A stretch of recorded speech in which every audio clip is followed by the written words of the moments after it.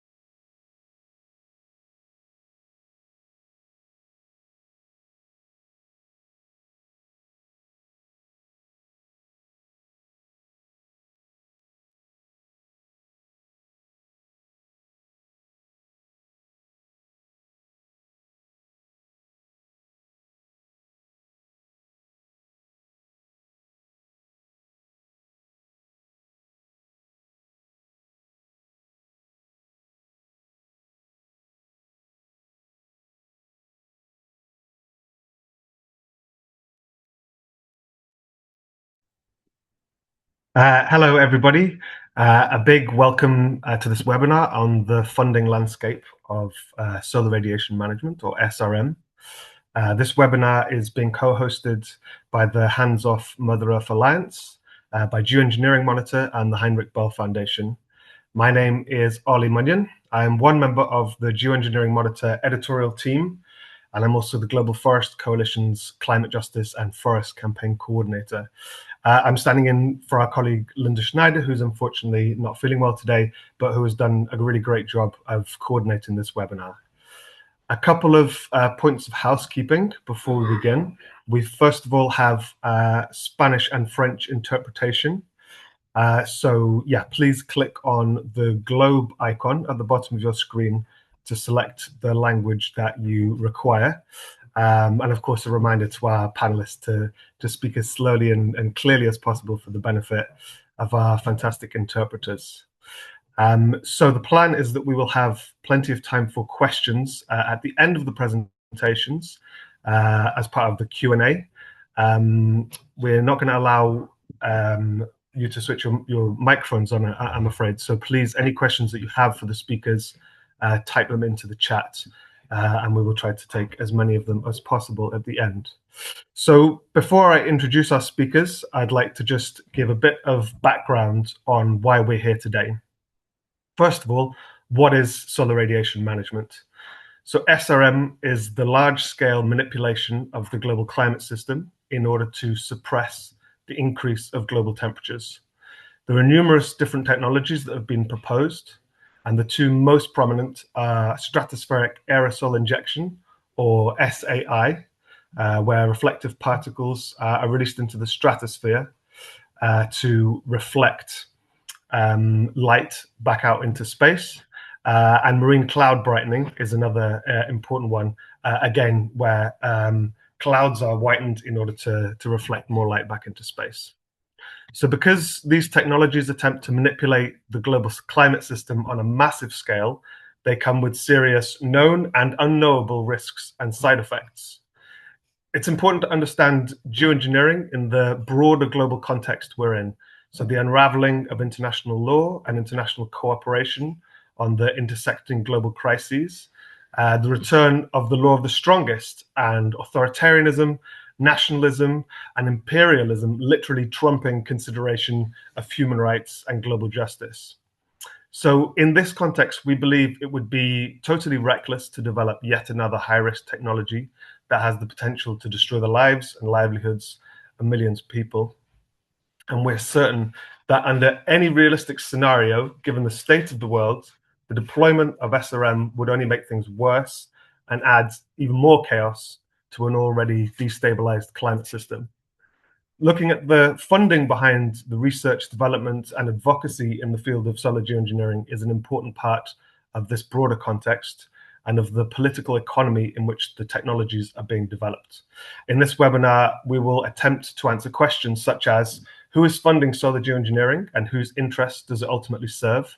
And what do the origins of funding for SRM mean for global democratic deliberation and decision-making when there's so much at stake?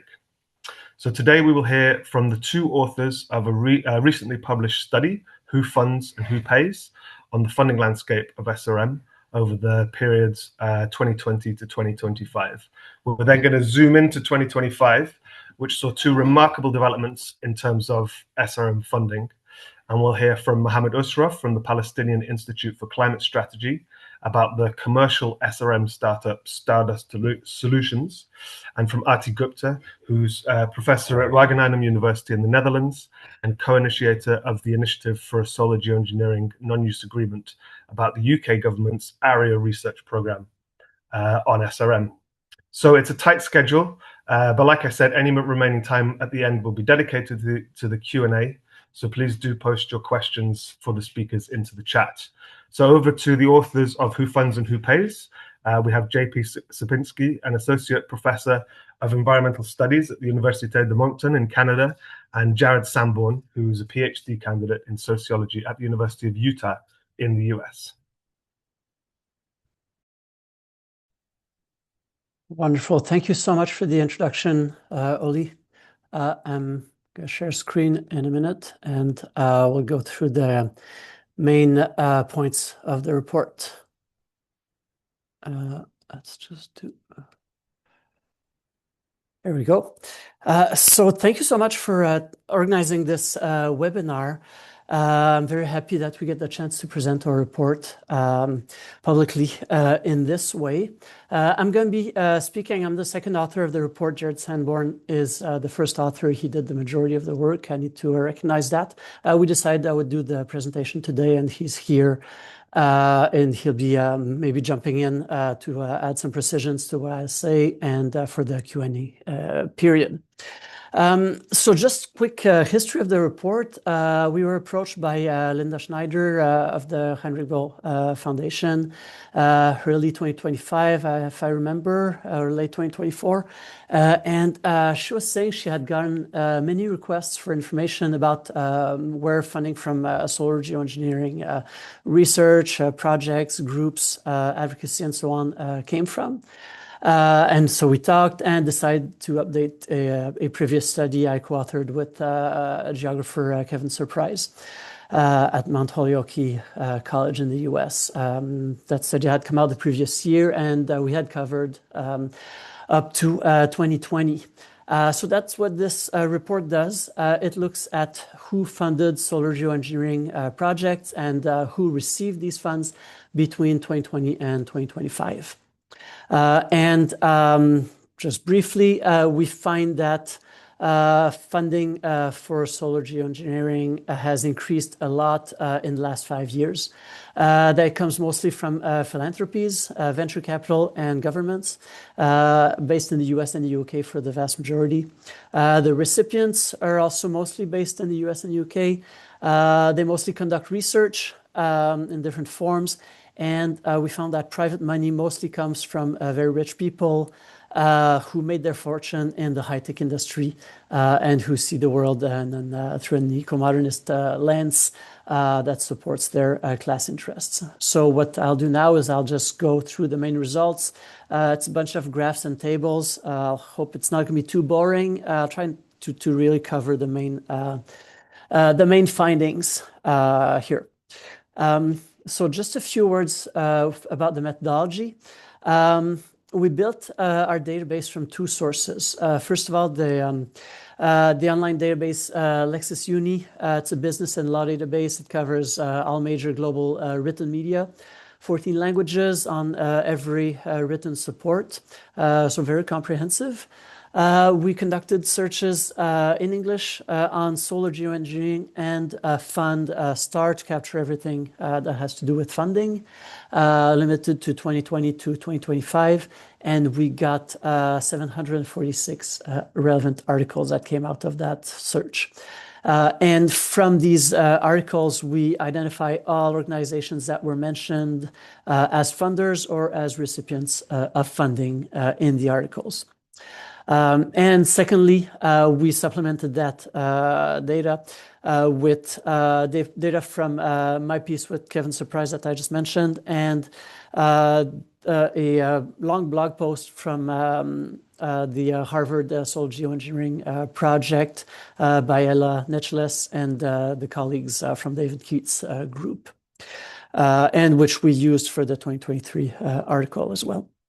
And so from this, we constructed a final data set that covers from January 2020 to September 2025. That's when we had to stop data collection and start writing the report. And it captures maybe not all, but a large number of organizations that provide and or receive funding for solar geoengineering projects. And then Jared did web searches on all these organizations to get details about the funding. So how many grants were awarded, how many payments were given to whom, and how much was allocated. Just to avoid confusion, because data is not always publicly available, we did our best to document funding. In many cases, all we know is that one organization funds another organization. For a subset, we know how many payments were given to one specific organizations from another. So we treated that separately in some graphs to zoom in to where we have more information. And for another subset that overlaps, but not always, with the known payments, we know the amounts. So some of the tables look at the amounts that we know, but we have to keep in mind that when we give amounts, that's only the public portion, and actual funding in terms of dollar or pounds or euro amount is definitely much larger. And all money amounts reported were converted to 2024 constant US dollars. So first finding, we know that total funding for solar geoengineering has increased dramatically in the period. So we show on the graph both the number of known payments in orange and the known amount of funding in blue, and both curves follow the same trend. So both number of payments and the total known funding increased a lot, especially in 2024-25. And important to note, our collection ended in September last year, and so the report doesn't take into account massive funding, an announcement of $60 million allocated to Stardust Solutions. It's a private startup firm based in Israel.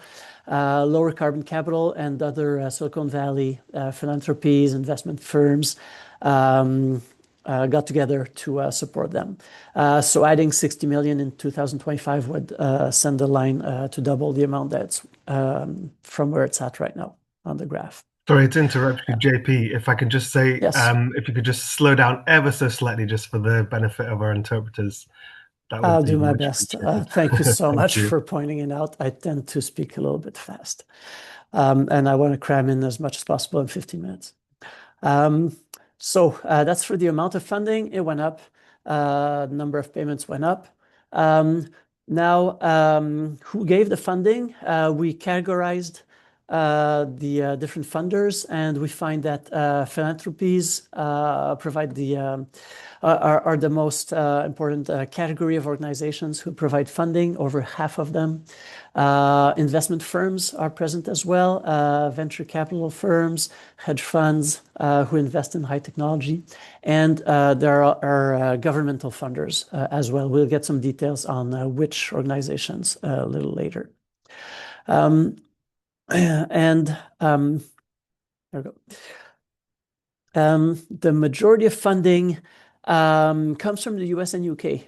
We have on the graph here, the red line is US, the blue line is the UK. That's where most payments come from. There's some other countries, well, the EU, Netherlands, Switzerland also distributed payments during that time. And here we've got more details in a flowchart kind of graph. And we see that so line thickness represents the number of payments between two locations.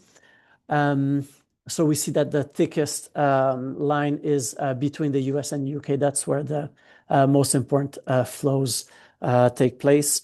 The European Union emerges as a third smaller funder. It's funding to projects in 4 different countries here. And here on this next graph, we look at the subset of organizations for whom we know the amounts of the monetary amounts that were distributed. So here the line thickness represents a dollar amount.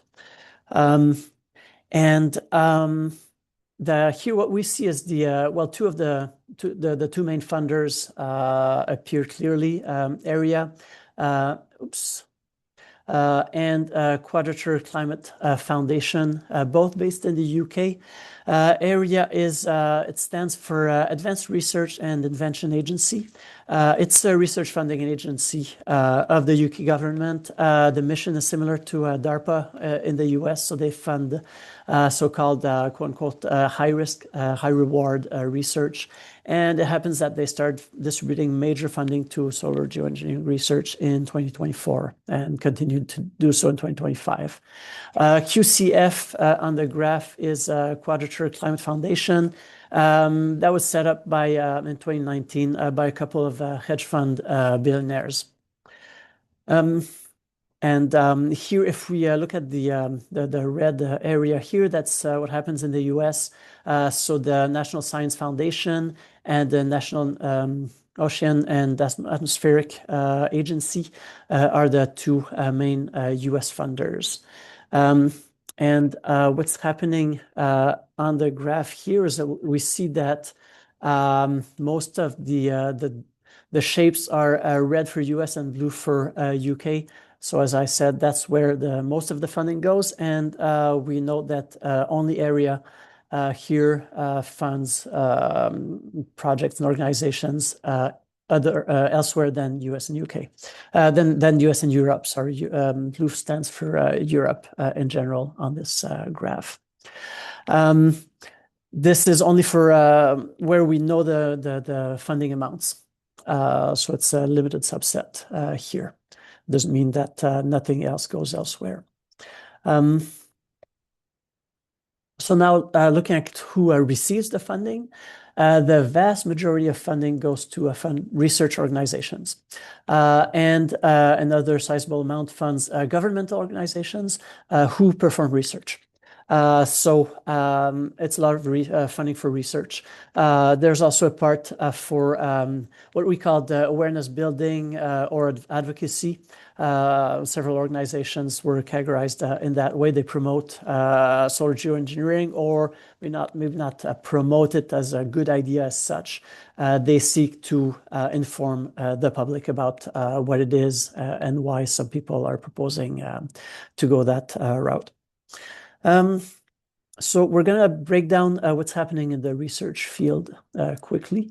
Different types of research are funded. Most of it is modeling, almost 2/3. We also find funding for lab experiments, for outdoor monitoring, so collection of meteorological atmospheric data. Some outdoor experiments, nothing that releases anything out in the atmosphere. They really insist that it's really controlled, nothing goes out. It's not trying geoengineering, but it's still outdoor experimenting. And also a small number of grants go to governance or ethics related research. We can look at the main funding organizations that I pointed out earlier. We have here the number of grants for each and the total value. So ARIA is by far the one that attributes the most grants and the most funding. The EU attributed one large grant, and in the US, the funding agencies as well. And we have information about other grants that are attributed by different foundations at the bottom. We don't have the amounts for them, but the Degrees Initiative, the Simons Foundation, and UKRI and ERC. I would have to look up to get the exact acronym, UK Research Initiative, and that's one of their sub-programs. So all other groups that attribute research grants.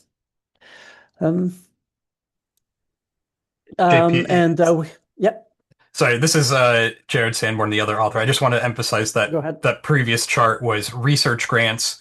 So that is funding that is specifically for a specific research project, not other types of funding. Just this is someone has written out a research plan and received funding for it. So that's what we mean by grants specifically. Mm-hmm. And there's a lot of public documentation because it's public money. So we were lucky to be able to get the amount for many of these grants. Thanks, Jared. So if we keep going with these organizations, so we have the breakdown of what kind of grants were funded. ARIA is the only one that funds such a wide array of types of research. They're the only ones to fund outdoor, small-scale outdoor experiments. Among others, and we see in the US only the NSF funds something else than modeling. And here we have a little more details on a couple of philanthropic organizations that provided grants, other than the ones mentioned earlier. So Open Philanthropy, that was founded by Dustin Moskovitz, one of the co-founders of Facebook and Meta. And I mentioned the Quadrature Climate Foundation earlier. So we have the recipients of their grants listed here per year.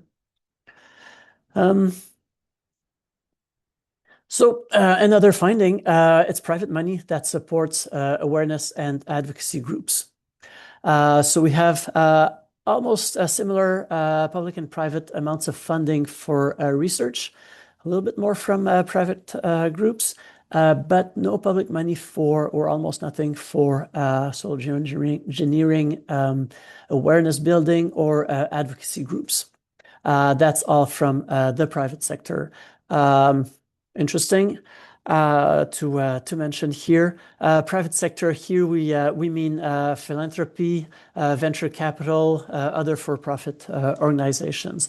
Not many corporations as such, except as I said, hedge funds, venture capital firms. And so it's about a quarter of the private payments here that are directed to the orange category, soil geo awareness building or advocacy groups. And here we get into getting close to the end. We're getting to who these private funders are.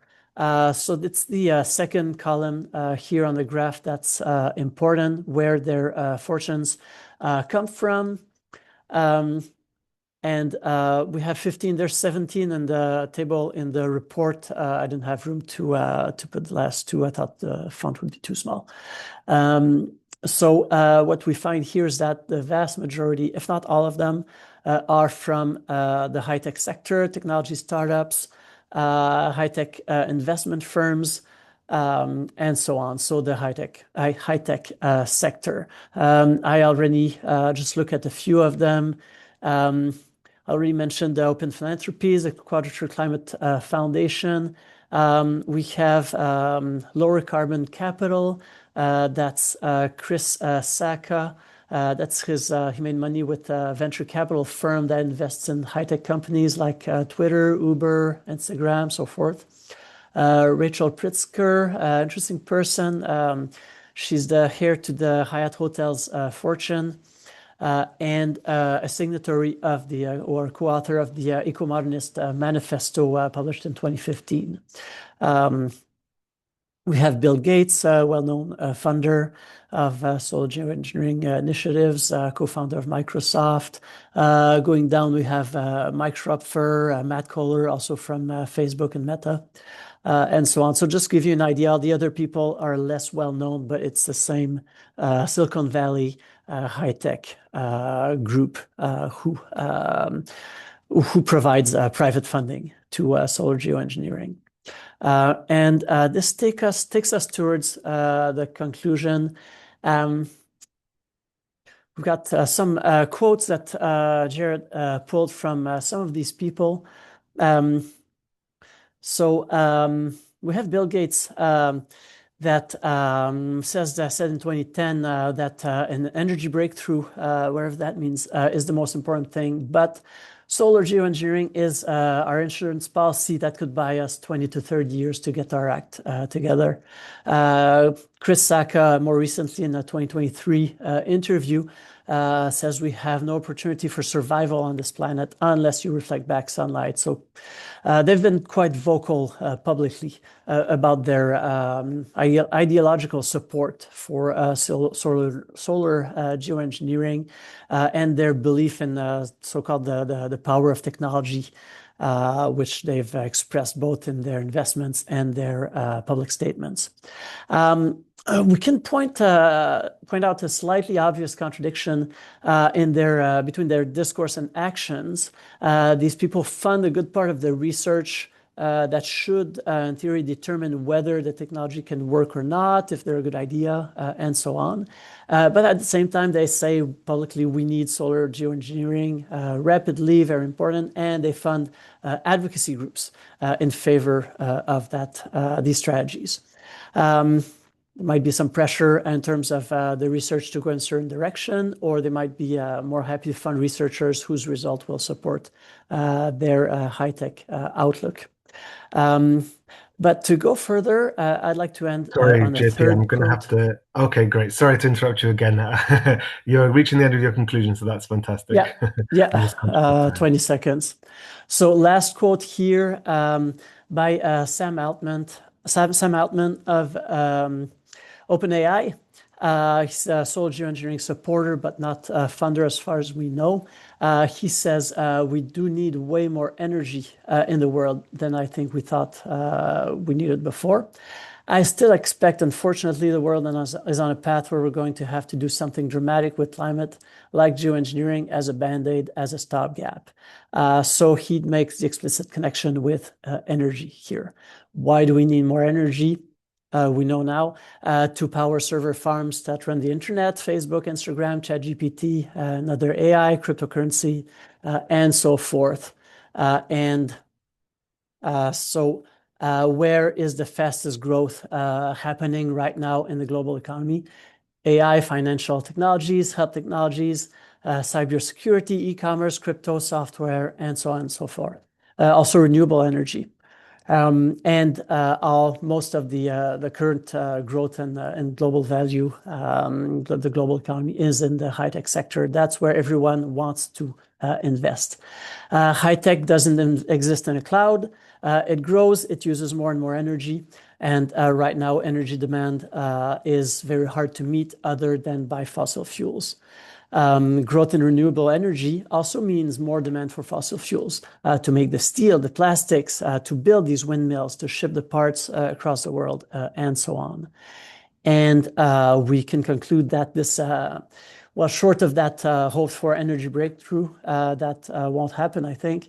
We need solar geoengineering, the Sam Altman's explicit conclusion, so that we can burn more fossil fuels. Why do we need to burn more fossil fuels? To support the direct interests of the new dominant fraction of the ruling class, the high-tech billionaires like Chris Sacca, Bill Gates, Sam Altman, and all the others. And just as much as climate change is a class issue, solar geoengineering is also a class issue. It's a class strategy to maintain and support and continue the new ruling class's power. And to know more about all that, there's our report, and there's also this excellent book that I strongly recommend. Thank you so much. Thank you very much, JP. Yeah, that was great. That was really informative, and I would very much encourage anyone who hasn't read the report that you're referring to yet to do so, and hopefully someone can paste the link into the chat again. So a couple of weeks ago, Geoengineering Monitor published the final part of a 4-part technology update on solar geoengineering, which looked at all of the recent developments in SRM. So from changing the reflectivity of the surface of the Earth to geoengineering the clouds and the upper atmosphere, and then the final frontier of SRM technologies, which is geoengineering from outer space. Our final part of the series looked at the extent to which funding for SRM has grown over the past few years. So very, very similar and congruent with the presentation that we just heard. And it focuses on 2 huge developments in the private and public sectors, which JP has already described. Stardust Solutions and the UK government's Advanced Research and Innovation Agency. So our next 2 speakers are going to take us through these developments specifically. So I'm very pleased to be able to invite Mohammed Usrof, who's the Executive Director of the Palestinian Institute for Climate Strategy, to talk to us next about the US-Israeli investor-funded and for-profit startup Stardust Solutions, which raised a huge amount in venture capital at the end of last year for its field trials. It was the largest funding round ever for a for-profit SRM company. So over to you, Mohammed. Thank you, Ollie. Could I just get a check if you can see my screen and hear me clearly? Okay. Yeah, I can. Yeah. Awesome. Well, thank you, Ollie, and thank you, JP and the Bull Foundation for just hosting the webinar. I'll try to be very straightforward. I know we're a bit behind the schedule. So yeah, as JP has mentioned, this year there has been an alarming rate in general of increase in funding towards SRM, and especially a shift from the US to the UK, as we saw in the initial graphs and diagrams. What I'll be talking today about is primarily on the case of Stardust Solutions, which is one of the 2 cases that is outlined in the report, Make Sunsets being the other. So primarily what Stardust Solutions is that it's a US registered company that is founded in 2023 that is led by 2 former scientists from the Israeli nuclear and defense establishment. Overall, its seed funding has come from 2 sources, that being AWZ Ventures, which is a Canadian-Israeli venture capital firm with documented ties to the Israeli military and the intelligence infrastructure. And that has been deeply linked to the ongoing genocide in the Gaza Strip at the moment as well. On the website of AWZ Ventures, they describe having on their board former CIA and MI5 and Israeli intelligence figures as partners and strategic advisors, as well as Solar Edge, which is an Israeli energy technology company. In October 2025, upon the investigation that Politico published, Stardust in its case has made clear that it has raised an additional $60 million, and that round was led by Chris Sacca's Lower Carbon Capital, which was also a coalition of Silicon Valley billionaires and venture capitalists, that being also the Agnelli family. And the Agnelli family is a very prominent Italian car-making family, and I think it's the the car making brand is Fiat. And the total they've raised so far is $75 million. So what Stardust has been doing with that money, according to their leaked investor pitch deck, which you can see on the right side here, which was reported by Politico and others, is a three-part system. That three-part system is specifically a proprietary sunlight scattering particle, an aircraft-mounted dispersal equipment to unleash or deploy or inject the particles in at the altitude in the atmosphere, in the stratosphere, and then the monitoring infrastructure to track where the material goes, which was described as a drone system that is also created by the same drone systems that is used in the ongoing genocide. The timeline from that same slide deck is that they want to have temperature reduction demonstrations by 2027 and large-scale deployment by 2035. A revenue of $1.5 billion dollars per year from government contracts. So that would entail a possible sale or IPO as early as 2028. And according to their last kind of our understanding is that by April, May 2026, they would also have a series of initial scientific articles from their perspective on the topic. And their plan from 2028 is to maintain cooling indefinitely through a continuous fleet of approximately 100 aircraft, and that is meant to be deployed within the United States as their kind of lobbying target at the current moment, and that being because it can only happen within the US or the Chinese kind of air bases or kind of air force and capacity. So what's happening right now is that Stardust is considered a toxic partner within the SRM community, considering their secrecy, which they utilize as their business model. So Stardust has not disclosed the composition of the particle. It has not yet secured intellectual property protection, and they're not going to disclose the composition until they do that. So the field trial plans has so far remained under NDAs or non-disclosure agreements, and those experiments and trials have been conducted on the Palestinian territories. So they've been unannounced outdoor particle tests. And as of May 2025, we knew that they were doing indoor experiments, but we didn't know about the outdoor experiments. So there's a complete failure of publishing transparency guidelines, and that has also been addressed through their consultants who have gone public about a lot of this kind of work. The second is that this is also a regulatory issue where Stardust has been actively working with US consultants who are off firms that were founded by former State Department and Pentagon officials to shape the national and international environment in general. So there's policy and governance kind of penetration where they're trying to control the space and building it as a runway for future experiments moving forward. The thing here is also that from a political economy perspective, thanks to kind of the report that JP and Jared have worked on, is that report documents the total increase from 2020 to 2025, which is over $60 million, which it initially was $6 million. So that total documented expenditure of $128 million is what we have right now, and the real amount is most likely going to be 3 to 4 times higher because of the majority of funders not disclosing that. And so far, as JP has shown, over 80% of the funders are in the US and the UK, but there's a clear shift now towards the UK, especially with the recent public funding that ARIA provided of nearly £60 million, which I'm not sure how much that is in dollars, probably like $80 million. But that's sort of potentially allowing for more similar work to that of Stardust's. So ARIA in this case is not just funding, it's not funding Stardust, but it is doing something that's probably going to have longer consequences, especially with the ongoing political and technical kind of rhythm that they've been at. And they're building this political and technical runway that would allow similar commercial ambitions viable. So where public science now has reduced uncertainty, and in general, universities are complicit in similar initiatives. So public money in that case legitimizes this field, and private capital moves in to enable it and to allow it to be deployed. So by the time anyone is asking what the technology is doing or should it exist at all, at that point, we're just questioning who has now taken control of it, whether Stardust has then sold it to some government, considering that their business model is to profit off of it through government contracts, So internationally, or sort of within global governance, this is a really dangerous technology. And I think even the fact that a lot of the key corporations and institutions that are funding it to begin with, I think that's a really crucial kind of sort of thing to look at.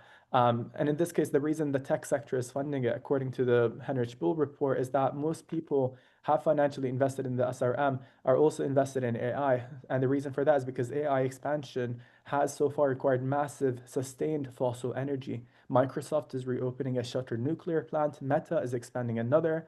XAI is also running 15 gas turbines to power a single data center. And Sam Altman just told the World Economic Forum that the world would need something dramatic as a band-aid, as we saw in the last quote.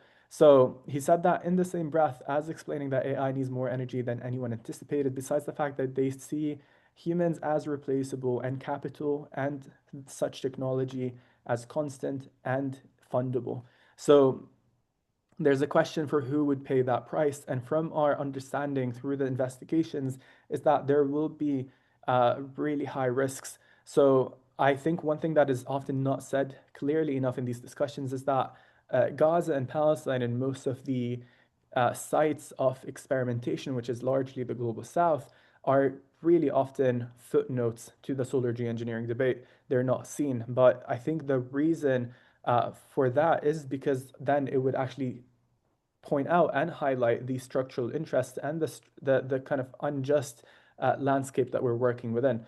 So in this case, to work towards a more kind of just-oriented, let's say, campaign on these topics, on this funding, we ought to look at who's profiting and who's funding it ultimately as well. So, and in this case, the kind of regions that are most exposed to SRM's hydrological disruption would be the Sahel region and South Asia and the Horn of Africa. And they're all the same regions that are also with the least power to veto that decisions of the states and corporations that would control deployment. I hope I'm not able to see that chat. I just want to pause in case I'm speaking too fast because I am speaking too fast. Okay, no, I guess no comments. So I'll just pause here, but I just ultimately want to say that there needs to be a lot of focus on the demands that I've laid out, which is a binding non-use agreement, and specifically also a very strict focus on universities and academic institutions who we know are part of that public funding. They allow for the laundering of that public funding to go through the universities and thus to experimentation and technologies that are ultimately going to reach those private corporations, especially with IPs and the kind of academic washing or scientific washing of these quite evil experiments. And I think the links to, again, the Israeli genocide and the ongoing crisis, humanitarian or not, is quite revealing as is. So hopefully we can push towards a global South-led coordinated non-use position that can then harden within international norms. And the African ministerial processes have already signaled this. There's already a potential for it. It's just a matter of pushing from within each of the different pillars of work, that being cultural, economic, sort of academic institutions focused as well, and just calling it out. And I think that entails a clear divestment campaign towards these technologies and their links to the military, and just largely also distracting us from the root causes of the climate crisis being fossil fuel proliferation. But thank you all. Thank you very much, Mohammed. That was great, and also a good segue at the end into our final speaker. Just before I hand over to Aarti, we're probably not going to have much time for Q&A. That's fine because the presentations have been fantastic. So perhaps if you do have questions, please still put them in the chat, and maybe we'll just invite our speakers to try and answer them in the chat as best as they can, and we'll see, if there's any time at the end. But yes, finally we have Aarti Gupta, who is Professor of Global Environmental Governance with the Environmental Policy Group, Department of Social Sciences at Wageningen University in the Netherlands, and is a co-initiator of the Academic Initiative for a Solar Geoengineering Non-Use Agreement. So yes, Aarti is going to talk about the SRM research program at the UK's Advanced Research and Innovation Centre. And I'll hand over to you now, Aarti. Thank you very much. Can you hear me well? Yes? Okay, yeah, great. Yeah, great. Well, thank you very much, and thank you for the invitation. I will try to be brief, certainly keep to my 10 minutes. So thank you for that introduction as well. As you mentioned, I am an academic, professor of global environmental governance in Wageningen and the Netherlands, but also co-leading an academic initiative calling for an international non-use agreement on solar geoengineering. And I'm very happy to be here to discuss this important topic of public and private funding for solar radiation modification. We've discussed this already, that there are many different types of solar geoengineering, and most of my remarks are also geared towards the most widely discussed of these, SAI or sulfate aerosol injection, which I should emphasize what it actually entails.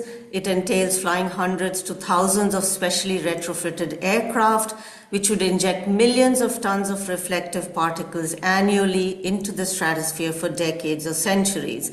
So that is what we are talking about when we talk about outdoor or other forms of research into these technologies. So private and public funding for SRM and SAI, very important topic. Previous speakers have emphasized quite a lot of, the current landscape, the many risks and challenges posed by private funding, including Stardust. So then the question, of course, is what of public funding? Is this more desirable? Is this the pathway we need to go down? And my perspective on this is definitely no.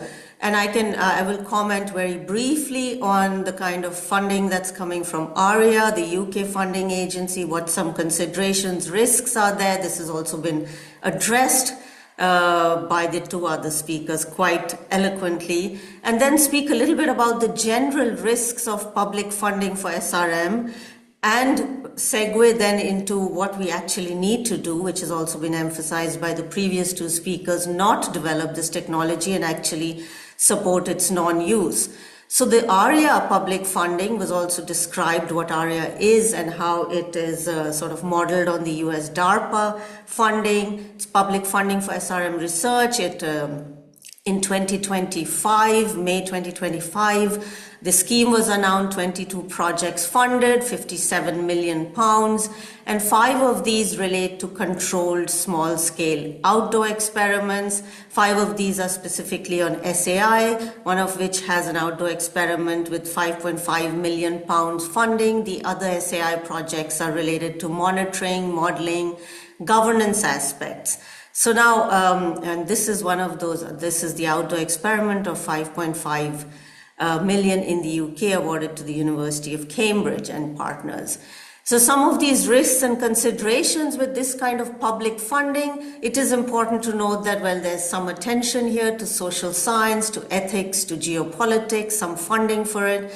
But there are a range of risks and concerns. The nature of ARIA funding and what established ARIA and is unusual in some sense. It's voluntarily determined governance and oversight arrangements. So these are at the discretion of the program leads. They could have quite stringent governance and oversight or not, but the point is that this is discretionary, as is transparency. There could be transparency obligations, but ARIA funding, for example, is not subject to freedom of information obligations of the UK. Well, a core concern is that this ARIA funding opens the door to outdoor experimentation for SAI, which is crossing a red line that has so far held, and this red line has held not just because others have not sought to fund outdoor experimentation, but also because there has been extensive public opposition to earlier attempts, and all of these earlier attempts at outdoor experimentation of SAI have had to be postponed and cancelled because of significant opposition, also from civil society, indigenous communities, etc. And if you look at ARIA's website, I will not go into details of ARIA funding because whatever I know about it is also what is publicly being revealed by ARIA on their website.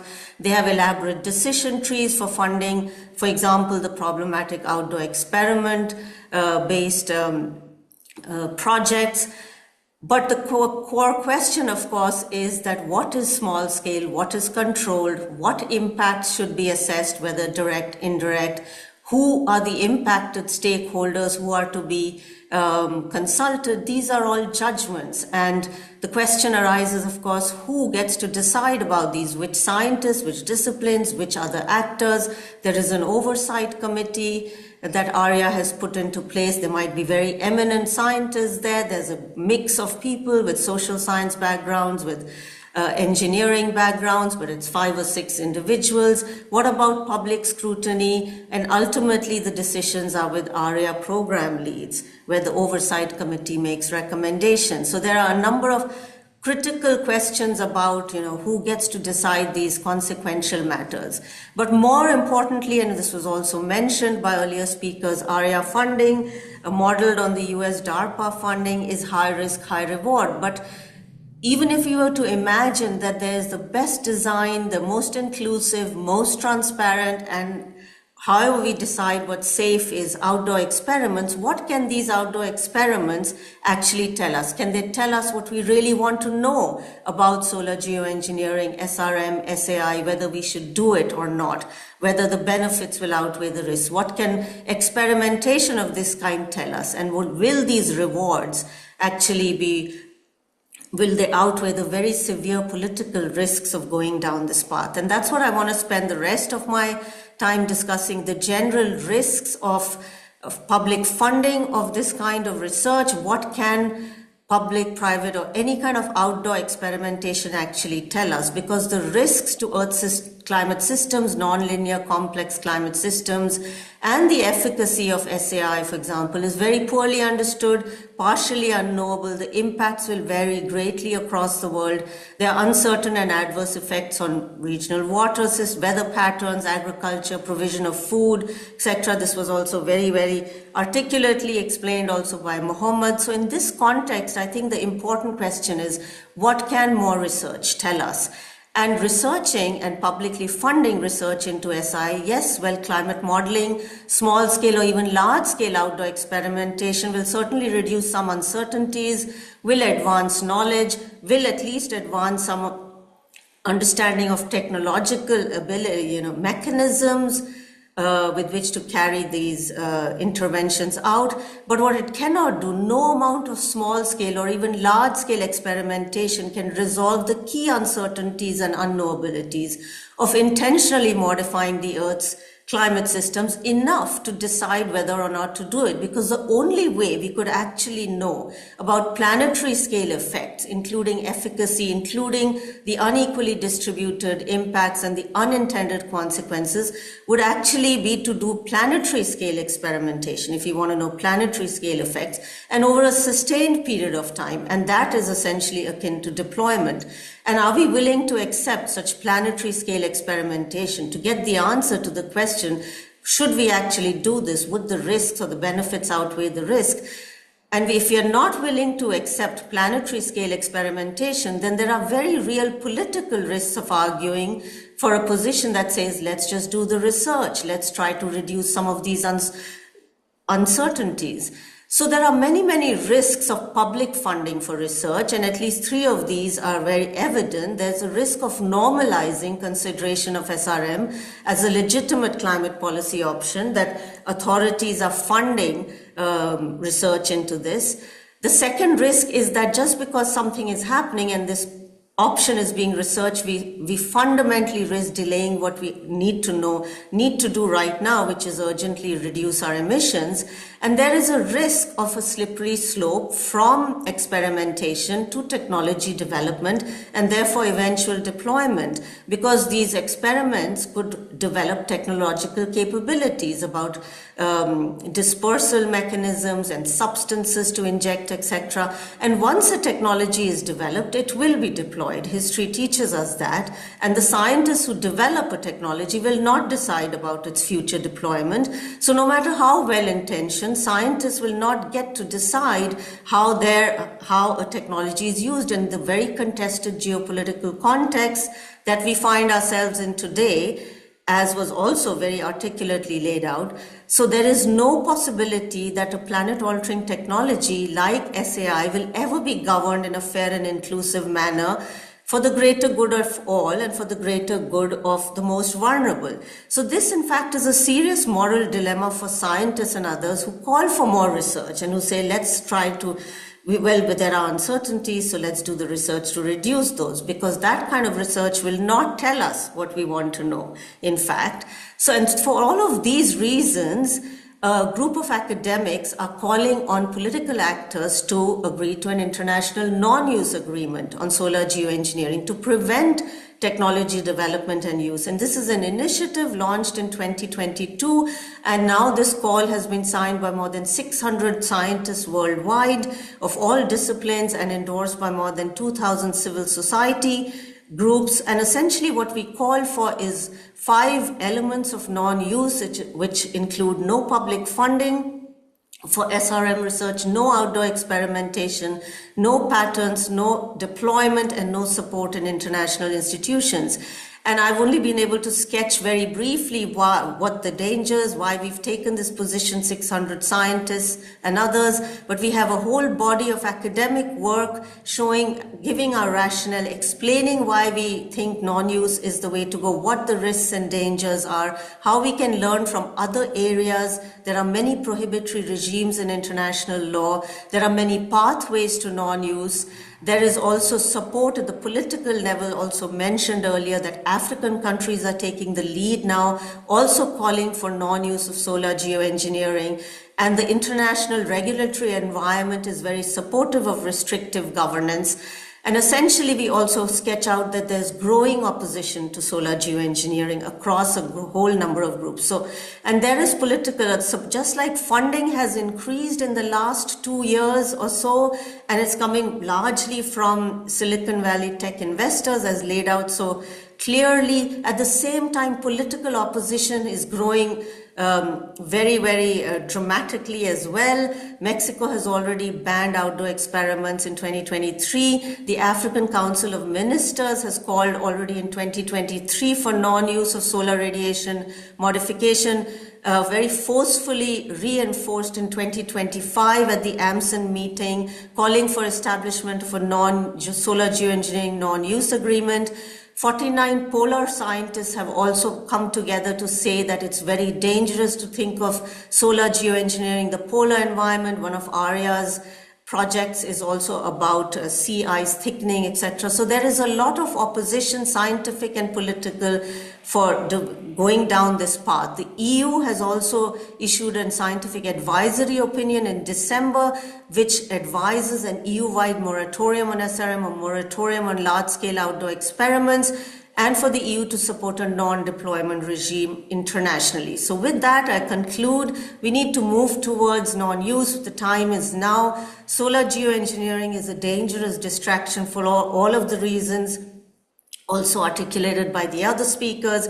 We cannot afford to take our eye off what will actually help to reduce future climate impacts in a just manner, extensive emission cuts, a just transition away from fossil fuels, and the necessary global solidarity to fund the vulnerable, most impacted countries to adapt to climate change and deal with losses and damages. That's where we need to put our time, our resources, our attention, not into public funding for SRM or private funding, of course. Thank you very much. You can join us, please take action. You can join our initiative, endorse the non-use call. Thank you, back to you.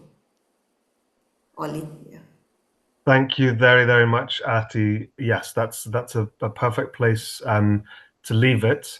Unfortunately, yeah, we have run out of time for the Q&A, but our speakers have been answering questions by chat, which is fantastic. And of course, this conversation can continue afterwards via email or various other forms.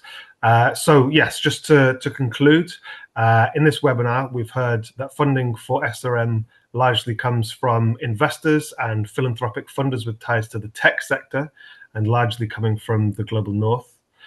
We've heard about the fact that commercial actors like Stardust Solutions are seriously advancing this agenda, and that the UK government is also funding outdoor experiments, on a significant scale now, which is also of great concern. And we've also heard about African leadership advocating for a non-use agreement on SRM, and the fact that this position is increasingly supported by international civil society organizations. So in summary of how eloquently Aarti put it, it is basically essential to rule out any further development of SRM before it is allowed to become a powerful tool in the hands of those who are already responsible for bringing so much of the destruction and devastation that we're seeing in the world. So yes, with that, I would just like to thank our speakers once again for their fantastic presentations. And of course, thank you very much to all of the participants, to our interpreters and everybody who helped organize the event. So yes, thank you very much and hope to see you soon.